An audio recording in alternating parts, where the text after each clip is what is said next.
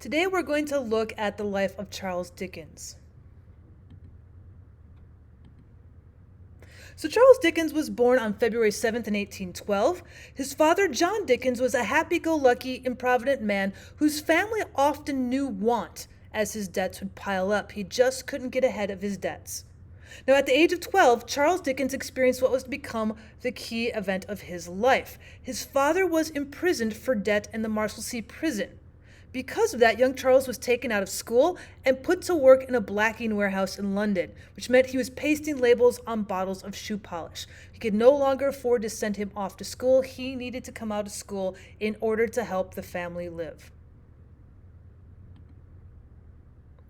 So looking into the early professional life of Charles Dickens, at age 15, he began working as an office boy for a law firm. And by the age of 20, Dickens was one of the best parliamentary reporters in all of England. So he moved from law firming to starting to write for local newspapers. And because he was so good, they sent him off to Parliament. Now, Dickens's interest began to switch from journalism to literature. So his first work of fiction appears in the monthly magazine when he was 21. Now, his newspaper work had given him an intimate knowledge of the streets of London, and he uses that influence in order to start creating fiction. Now, these stories began to appear in periodicals and newspapers in 1833, and in 1836 they were gathered together as Sketches by Boz, illustrations of everyday life and everyday people. Now, this pseudonym Boz was suggested by his brother's pronunciation of Moses when he had a cold. So let's start with his Pickwick Papers. He received an invitation from publishers to furnish the letterpress for a series of cartoon sketches about a humorous Cockney sporting club. So when the posthumous papers of the Pickwick Club finally came out, the story predominated over the illustrations that were made. So the Pickwick Papers appeared in April 1836 as a monthly serial for the newspaper. After the last installment appeared in November of 1837, the novel was then published in book form. It had been so popular that people didn't want so much the illustrations anymore. They wanted all of the Pickwick Papers gathered up into a book. So this is now going to set the pattern for all of Dickens's subsequent novels. He's going to publish them as monthly serials in the newspapers, and then he's going to collect all of them and publish them in book form. By the 1840s, Charles Dickens is going to become the most popular novelist in Britain. So taking a look at his middle years, 1840 to 1855, those are the most fruitful years for his novel writing. We're going to see novels such as The Old Curiosity Shop, Barnaby Rudge, A Christmas Carol, Martin Chuzzlewit, Dombey and Son, David Copperfield, Bleak House, Little Dorrit, Hard Times, they all appear in these 15 years.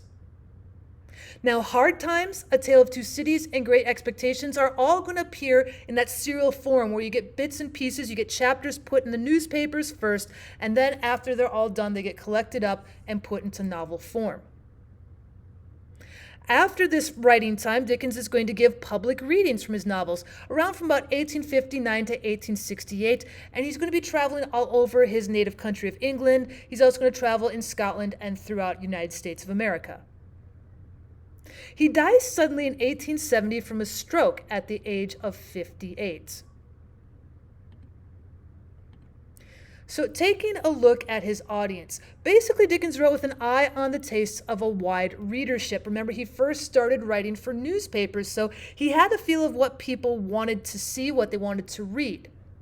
When the sales of serial installments of Martin Chuzzlewit fell from 60,000 to 20,000 subscribers, however, Dickens sent his hero off to America in order to stimulate renewed interest. Now, no novelist had ever had such a close relationship with his public in London as Dickens did, a public ranging from barely literate factory girls to wealthy dowagers, but consisting mostly of the newly formed middle classes. Everybody wanted to read Dickens's serial novels. So what is serialization? Well, serialization left its mark on Dickens's fiction and often accounts for the flaws that many critics find in his work. You have to remember, since they're being published one chapter at a time, each chapter has to lead, if not to a climax, but at least to a point of rest. You have to find a stopping point because your chapter has to end in the newspaper. So the writer had to also bear in mind that his readers were constantly interrupted from his novel for prolonged periods of time. So this technique brought on a loose episodic treatment with a vast, intricate plot. You have many, many characters, and of course you have to have a lot of repetition that's going to jog the reader's memory. So when you start putting these all together into the novels, you're going to start seeing those as flaws. This loose episodic treatment that's going to have so many characters to handle and a lot of repetition going on, it starts becoming a little bit of a flaw for Dickens's novels. Now, instead of the whole novel slowly building into a real climax, each part had to have a little climactic part of its own. So it almost feels like you have several little novels within one of his bigger novels. Well, let's take a look at the world of Dickinson's novels. He has a tendency to write fantasies, maybe even fairy tale-like ideas into his novels. He also likes to have nightmares as well. So usually it's a world seen as through the eyes of a child, not so much that you have a child narrator as you have a narrator who has childlike qualities. Usually you've got these very black shadows, these nightmarish kind of fogs. They're very dense. The houses seem very high and imposing, as if a child is looking up at them. The midnight streets are emptier. They seem to be more terrifying. Most of the people in his novels are stereotypes, almost caricatures. They're characterized by the external behaviors and by the external physical capabilities they have, which makes them almost totally predictable in behavior. However, Charles Dickens was able to create intensely individual and memorable portraits. So even though we can characterize them and they're very predictable, they're intensely individual and very memorable in our minds.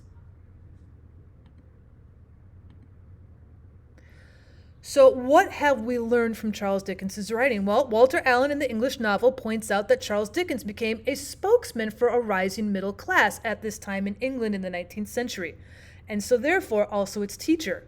Now, he lashed out at what he considered were the worst social abuses of his time.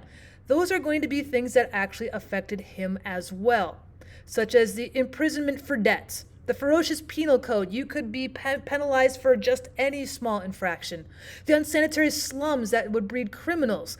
The child labor. There's no labor laws at all. The widespread mistreatment of children overall. The unsafe machinery that's in factories, not only for the lower class factory workers, but for children themselves. And the absolute hideous schools.